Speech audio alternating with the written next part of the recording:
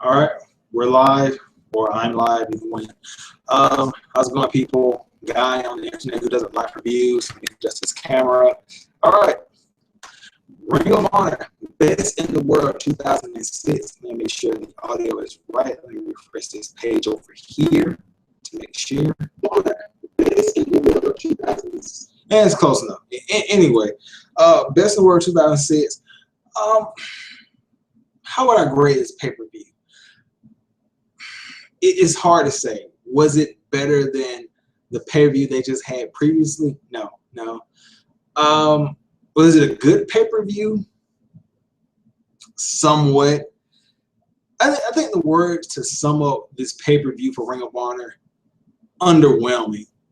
Like, there were a lot of matches on this card that you look at it and you're like, wow, that match should be awesome. I should be talking about that for months. And there's like a couple matches out here that are like, jobber match. Like, what is that? And they turn out to be the best match on the card, in my opinion. So many, like, especially like one of the matches, like, it was so. I don't know how to describe it because the ending was so stupid, and it just flushed a toilet of shit on top of the match. Like, excellent match for what it was, but I'll get to that. As always, I'm looking at the comment section. If anybody wants to come in here and like talk with me about the Ring of Honor pay-per-view or whatever, I'll send you a link, blah, blah, blah, blah, blah. But let's get into the first match. Kyle O'Reilly versus Kamagachi. And, you know, I looked at this match. I didn't even know the match was happening. I was like, Kyle O'Reilly versus the guy on the Ring of Honor YouTube clips that looks like a jobber and wrestles like a jobber. Boy, was I wrong. Kamagachi, this was the best match I've ever seen him. This guy wrestled his ass off, and he stuck with Kyle O'Reilly. I think he even hit, like, what was it, like a double knee thing? I think it was like a double knee flip on the outside on Kyle O'Reilly. Where was this guy on the Ring of Honor clips? Like, where was he? Like he got replaced by a different wrestler because I've never seen Kamagachi like that before. But in the end, Kyle O'Reilly ends up winning this match with a brainbuster into a Armageddon. I think that's what he calls it. Armbar Armageddon. Really good match. Enjoyed the hell out of it. And then you move on to the next match. Silas Young versus ACH. This was a match that, Silas Young, in the beginning, I was really loving the guy, loving the character. And now it's just like, he gets in the fuse because he doesn't think people are real, man. Which in the beginning was kind of cool, but now is wearing very thin on how many feuds he can have on that premise alone. But with that being said, pretty damn good match. Although at the end, I think Silas Young, he kind of got a little tired or whatever. But the match ends with, I think Silas Young tried to go for, no. ACH, he hit his Jordan thing over the top rope onto Silas and security guards, rolled Silas Young into the ring, and I think he tried to go for something. Cyrus countered that into, he sort of hit, like, I thought he was going to go for like a misery, but instead he hit like a Death Valley driver and went back into his old finisher. Couldn't really get up on it or do the handstand. And then he hit the springboard backflip, missed it. And then ACH hit him with, I think, what was that in the corner? He hit him with a suplex. Yeah, he hit him with the brainbuster suplex, and then he hit the 540 splash and won the match. Pretty decent match for what it was, whatever. Then you get one of the best things on the show, or one of the best things that's ever in Ring of Honor or in any Ring of Honor pay-per-view. You get a Mark Briscoe promo. Mark Briscoe, why isn't this guy a champ? Well, I know he's an IWGP champion, but he's never held a TV championship? Really? Come on. Anyway, he says that he's tired of people saying, like a young boy came up to him and said, "Oh, how you feel about facing Roger Strong? He's the standard bearer." Standard bearer? He doesn't look like a bear to me. He's more like a lemur. And the only thing standard about Roddy is his standard wrestling tights and his standard raggedy ass boots. Roddy says some stuff, and look, we all know talking isn't Roddy's strongest suit. He's one of the best wrestlers in the fucking planet. But when it comes to mic time, Roddy has his moments, but Roddy does his best work in the ring. And when you get into the in-ring stuff, this was a damn good match. There was this one part late in the match. Roddy Strong, I swear this shit looked like a fucking video game. He had Mark Briscoe pinned like in the middle of the ropes or whatever, and he just kept going corner to corner to corner to corner. I think like at least 12 times. It just like a drive-by point. Pop, come back, pop, pop, pop. I'm like, damn. And in that same motion, he came back and hit like a strong kick. And at that moment, you realize Roddy Strong is the fucking man. Like, this guy has no off switch as far as slowing down. Like, he can just turn on just like that. I hear the commentators like, "Oh, Roddy Strong has a fifth gear or whatever." Like, he just hit it all. That's just standard commentator talk, blah, blah. But the guy, he just, like, he'll pull, like, a serious move out of nowhere. Like, I think he went from a superplex. He got pinned by Briscoe for a 2 count, and then he just came out of nowhere and hit like a double knee gut buster. Like, anyway, so the end of the match comes with Mark Briscoe winning the match with 2 after avoiding Roger Strong's jumping knee strikes for 2 times in a row. He hits 2 fisherman busters and gets a pinfall. And great job on Roddy's part for, you know, if you didn't know, Roddy Strong is going to be leaving Ring of Honor. I don't know if he's going to TNA or TNA, Lucha Underground, New Japan. I don't know why would he going to New Japan. I mean, it'd be kind of stupid because New Japan kind of works Ring of Honor, so you want to do both. So I'm guessing he won't probably be going to New Japan. Maybe not. And anyway, so, you know, TNA, WWE, or Lucha, like, let's just be honest, wherever Roger Strong goes, it's going to be on the company to get him over. Like, hell of a wrestler, like one of the top wrestlers in the world. The only thing Roger Strong is missing is either a character to really get him over with the casual fans, or somebody to talk for him. That's the only thing Roger Strong is missing. Everything else, he pretty much has it. This was a nice way to put Mark Briscoe over. I mean, I don't know what Ring of Honor is waiting for to pull the trigger with Mark Briscoe, but that's beside the point. Let me check some of the commentary real quick, or any of the, see if anybody wrote anything right here real quick. Nothing yet, so I can continue on. Next match, War Machine and Moose versus the Bucks, Young Bucks, and Adam Cole. Baby. This match, the story of this match was teamwork versus brute strength.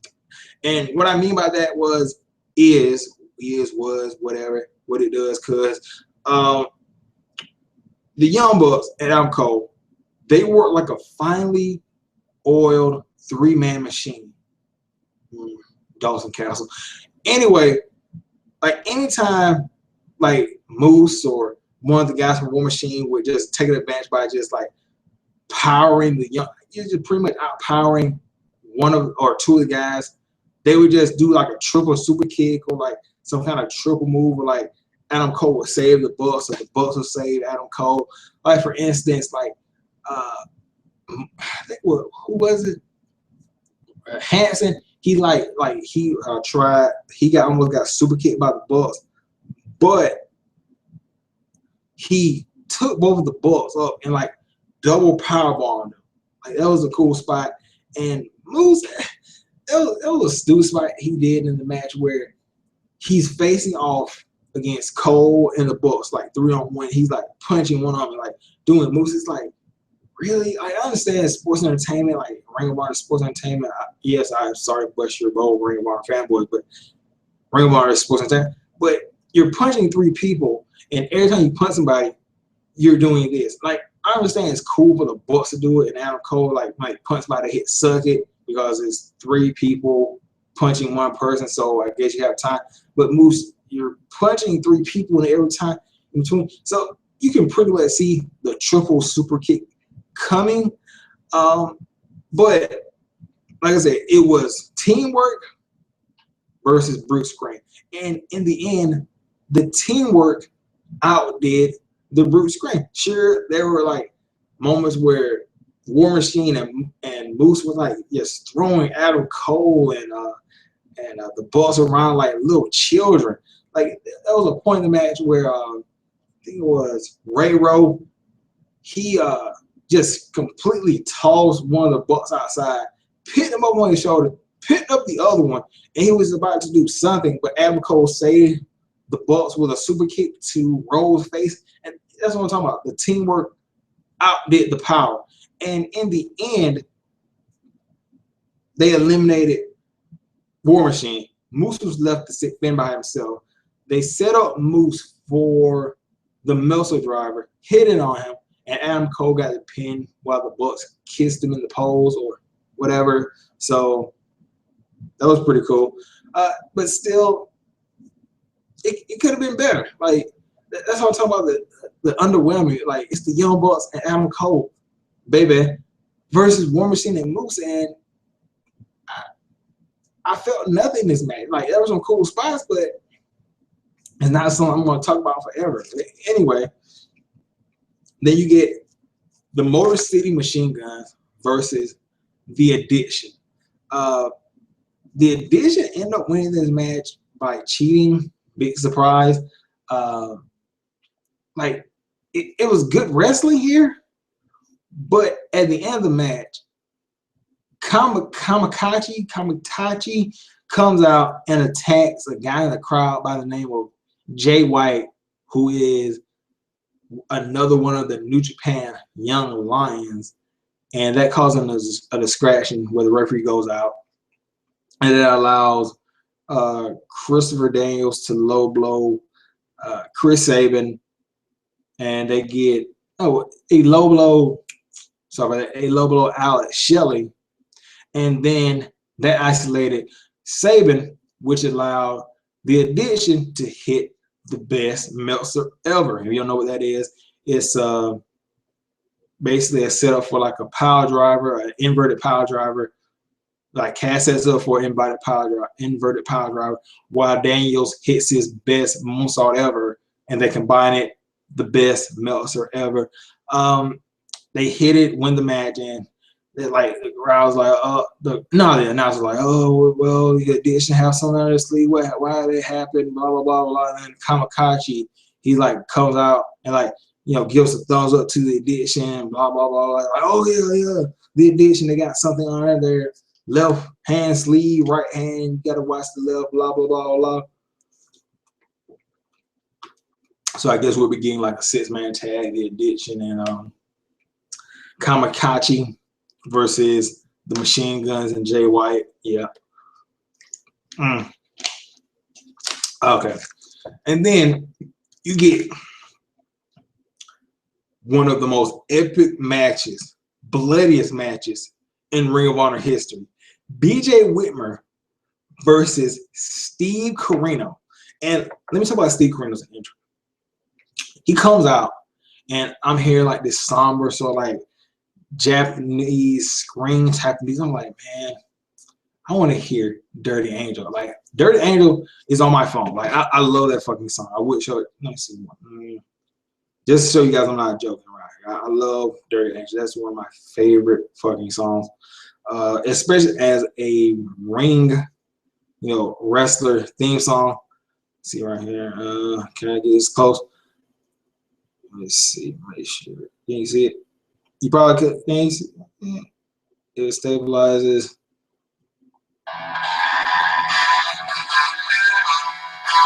That's enough, so I won't get copyright. But yeah, I love that fucking song, Dirty. And I'm hearing the screams. I'm like, man, what the fuck's Dirty Angel? I haven't heard that song in a long time.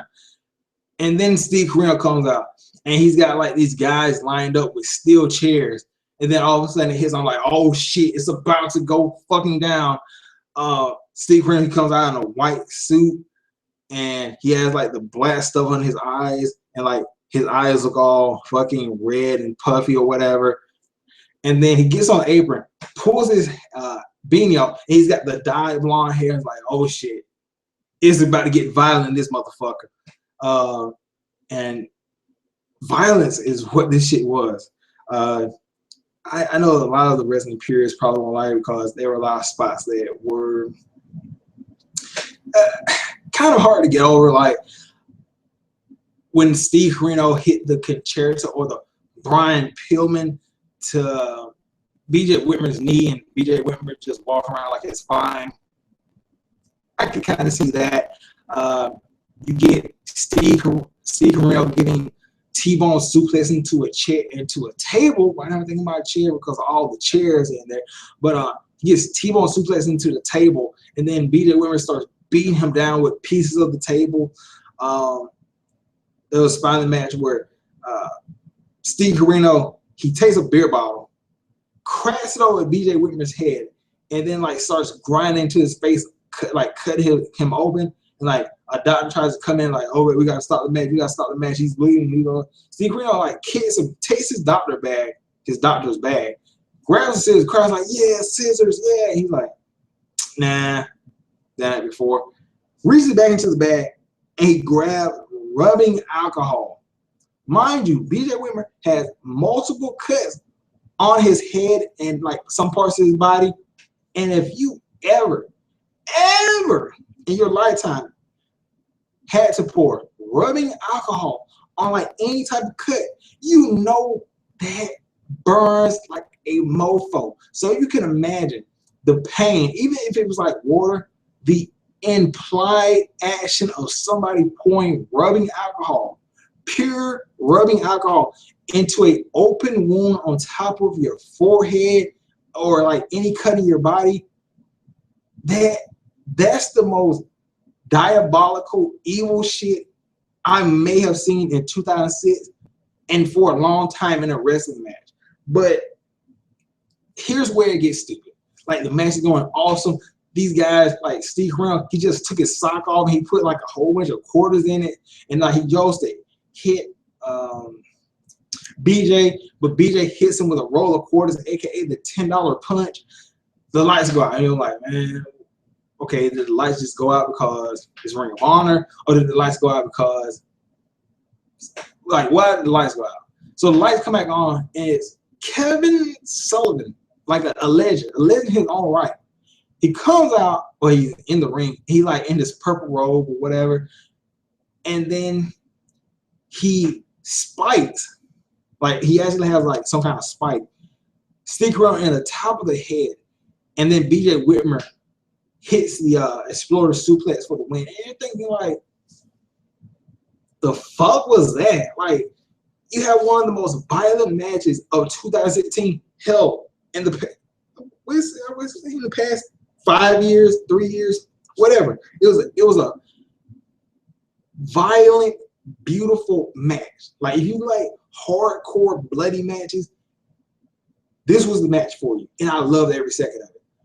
But the ending, fucking stupid, and it ruined everything.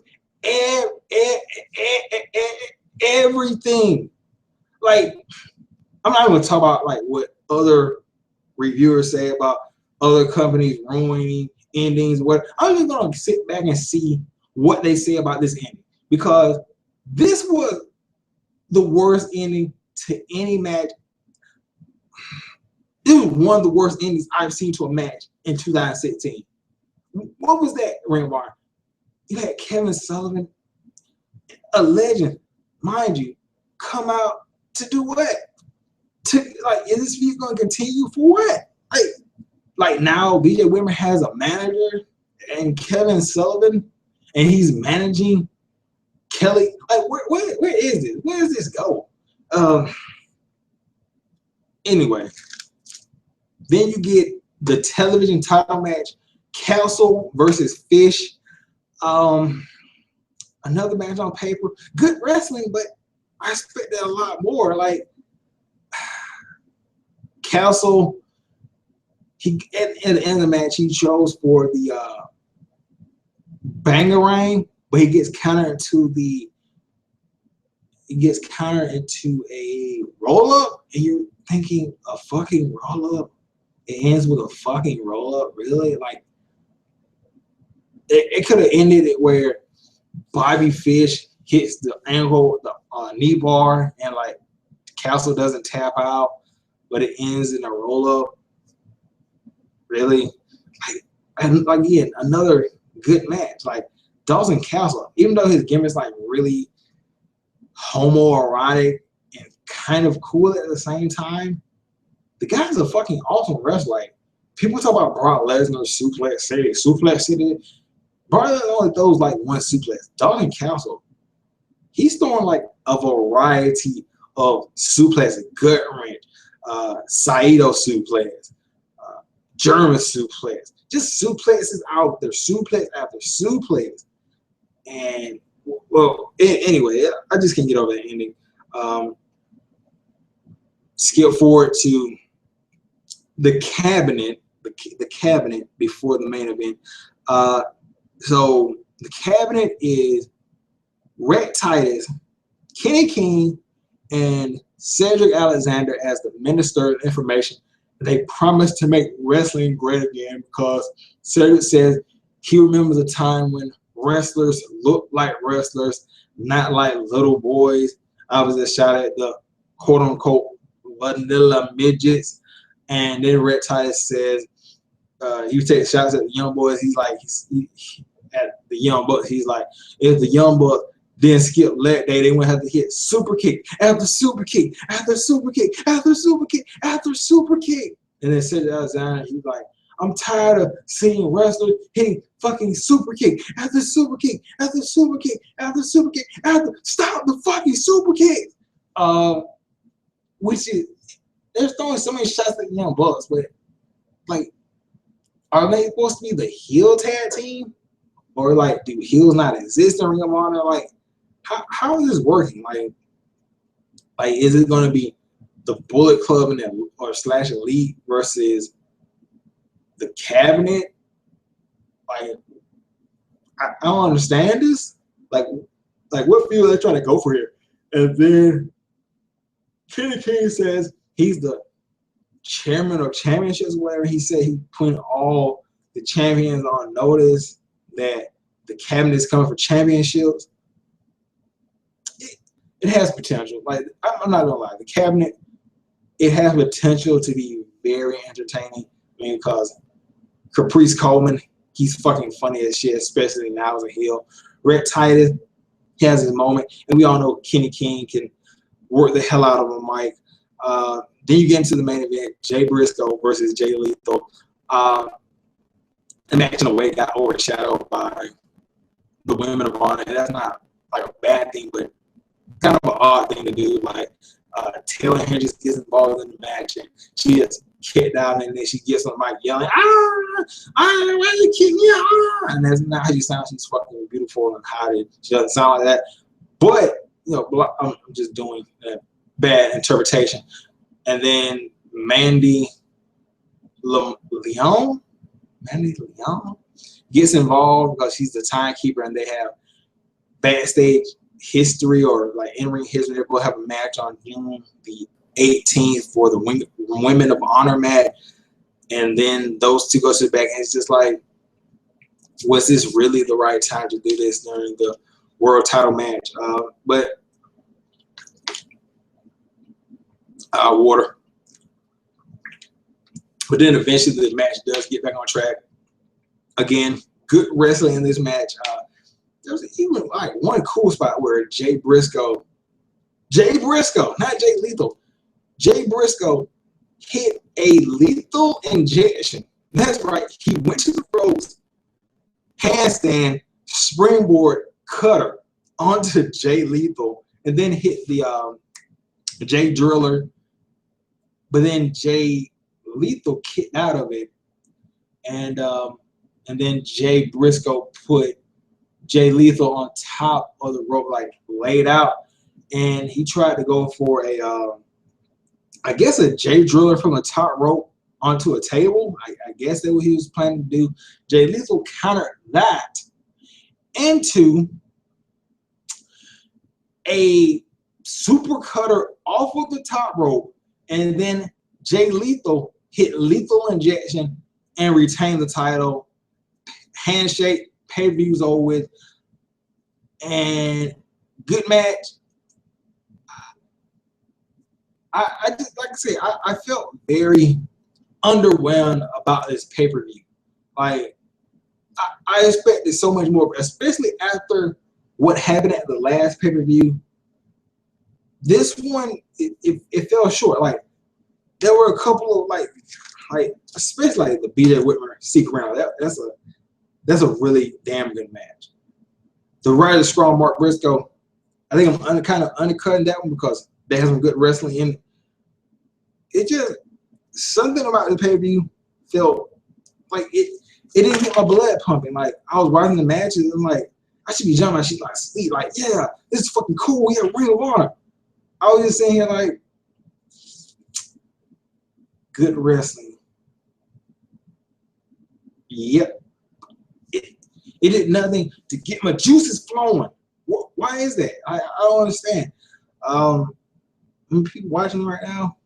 Anyway, I'm cutting the video off right here because I don't think anybody's going to join in or whatever because I haven't got any comments. But if you watch Ring of Honor, Best in the World 2016, tell me what you thought about it. Like, did you feel the same way? Did you feel like it was kind of underwhelming, or did you think it was like better than the previous pay-per-view? Like, and what was your best? What do you think the best match on the card was? In my opinion,